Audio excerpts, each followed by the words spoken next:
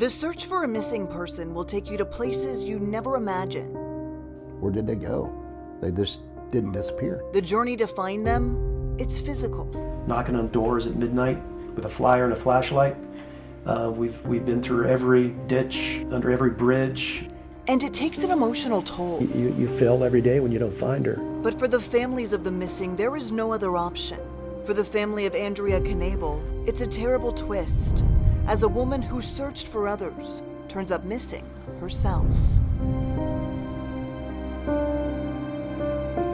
Andrea was 37 years old when she was last seen alive, a mother of two, a member of the group Missing in America, searching for people whose trails had gone cold. She was pretty bright, really eager, wanting to learn, to tune her investigative abilities. She was kind of a keyboard sleuth. But in the months before she disappeared, families say her life had gotten complicated. It really was the low point in her life at that point when she went missing.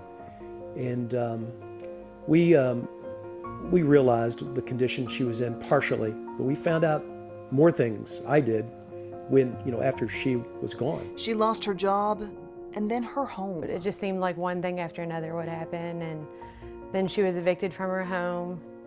So I feel like she was probably overwhelmed and depressed with her situation, just as anybody would be with all that happening. Families say Andrea found a friend in everyone, for better or worse. I think somebody in her circle, if the worst happened, I think that's where it happened.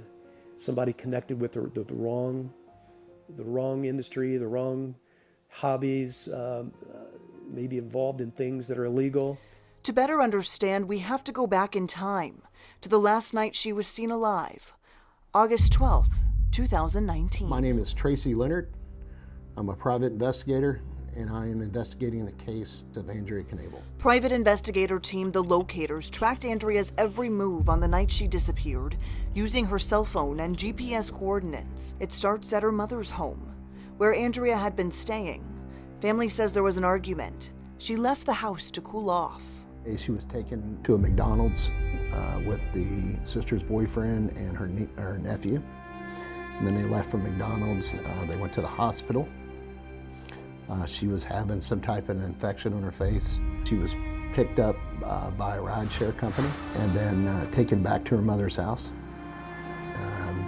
She was at her mother's house briefly, then walked over to her sister Erin's house. Andrea came over and she just told me she was upset about everything going on. She was upset about her face, and that they had argued earlier that night, and so we kind of hung out and she vented to me, and I told her maybe you should just go home and rest it off, and everything will be fine in the morning. She left, and it's the last time I saw her. Evidence shows Andrea's phone made it back to her mother's house around 6:30 in the morning, where she made some calls before eventually going dark. Her phone either went dead or it was turned off, and she disappeared. Erin filed a missing persons report days later after not hearing from her sister. Police responded quickly. They interviewed all of us, and I think they got a warrant for my mom's house. They wanted to see if Andrea's phone was there. I guess that was their goal, so they brought in vans of people. But the efforts didn't lead to answers, and investigators have struggled to narrow the field of possibilities, responding to sightings that never seem to pan out. We'll go, into that store, pull the video. Not her. We've had, probably 200 of those. Without any confirmed sightings and a lack of evidence, the family focuses on the facts. There is no sign of foul play. There's no sign of death at all in either.